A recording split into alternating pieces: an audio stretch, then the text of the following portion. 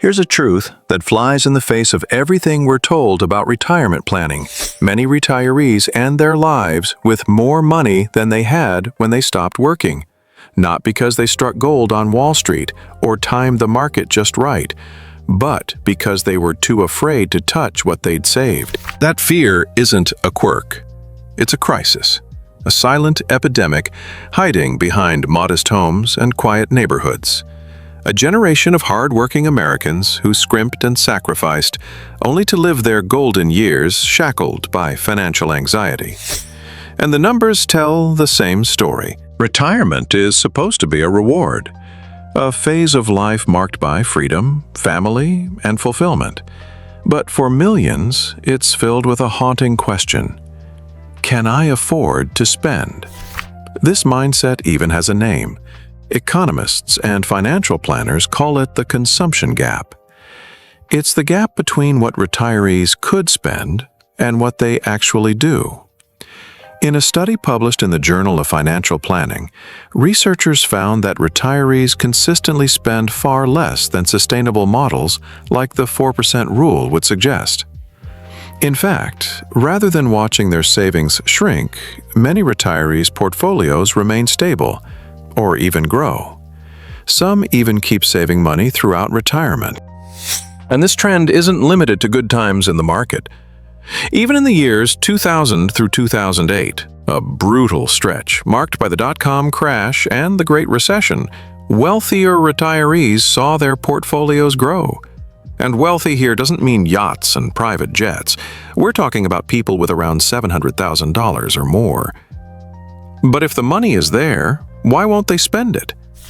The reason isn't in the spreadsheets, it's in the mindset.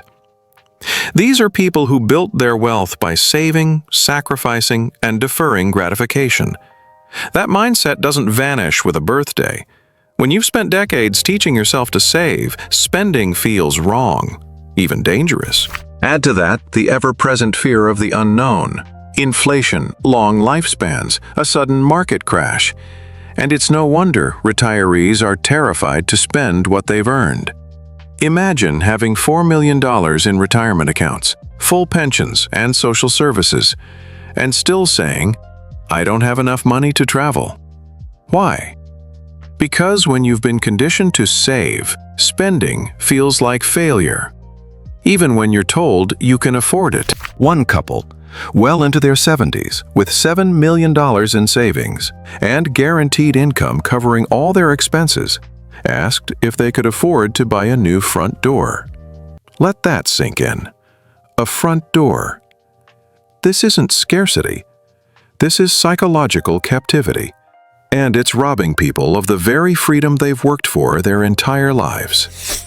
But what happens when we actually look at the math? Financial expert Michael Kitces ran the numbers. Let's take a couple with $1 million in a 60-40 portfolio. That's 60% stocks, 40% bonds. They plan to spend it all over a 30-year retirement. Kitces assumed an 8% average market return and 3% inflation. To deplete their account, by the end of 30 years, they could withdraw $61,000 a year, adjusted for inflation.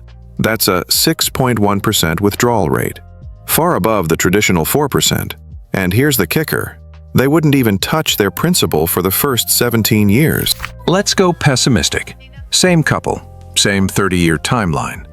But now assume just 7% market return and 4% inflation. Even then, they could safely withdraw $49,000 a year, a 4.9% withdrawal rate, without touching their original principal for 18 years. But here's the most eye-opening insight. Kitces ran historical simulations going all the way back to the 1870s. He asked a simple question. What would have happened if retirees had simply pulled out 4% a year from a 60-40 portfolio? The answer? It was exceptionally rare for them to end up with less than they started with. In fact, in over 2/3 of those scenarios, retirees finished retirement with more than double their starting wealth. And even more shocking, they were more likely to end with 5 times their wealth than to have less than they began with. So why do so many underspend? Part of the answer is fear. Part of it is a lack of planning. But another part, and this may surprise you, is the very financial industry they trust for guidance. You see, the larger your portfolio, the more fees a wealth manager earns. Encouraging you to underspend protects their income. One client was told they could only withdraw 2% a year, even though the math proved otherwise. Despite numerous meetings, they couldn't shake the fear. This isn't just about money. It's about a loss of agency, a loss of permission to enjoy the life you worked so hard to build. And millions are falling victim to a system that rewards caution over confidence. So how do you fix this? It starts with two things: purpose and a data-driven plan. Purpose means deciding what your money is for. Is it for a legacy, travel, family, peace of mind? Without purpose, money just sits.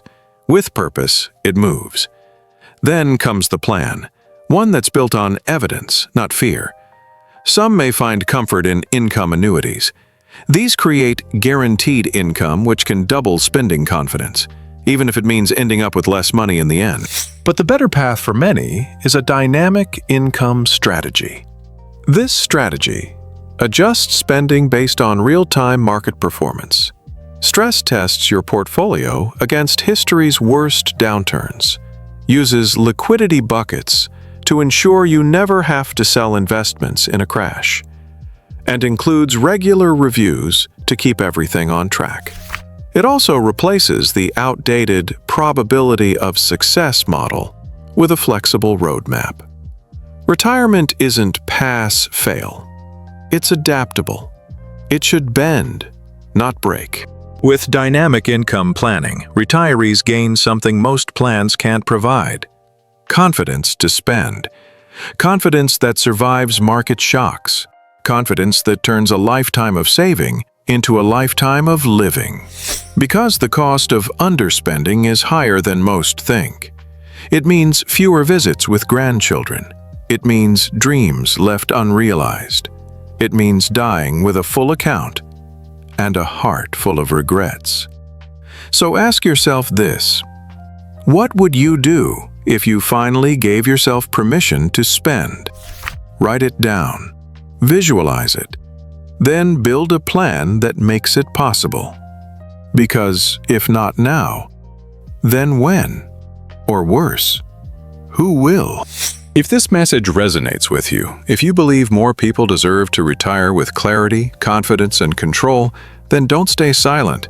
Subscribe to stay informed, like to support the truth, and comment with the one thing you'd finally do if you gave yourself permission to spend. Because the more we talk about it, the more we take that power back. And if all of this is just the beginning, if millions are unknowingly living in quiet financial handcuffs, then the next question is far more troubling. What else are they not telling you about retirement? Stay tuned.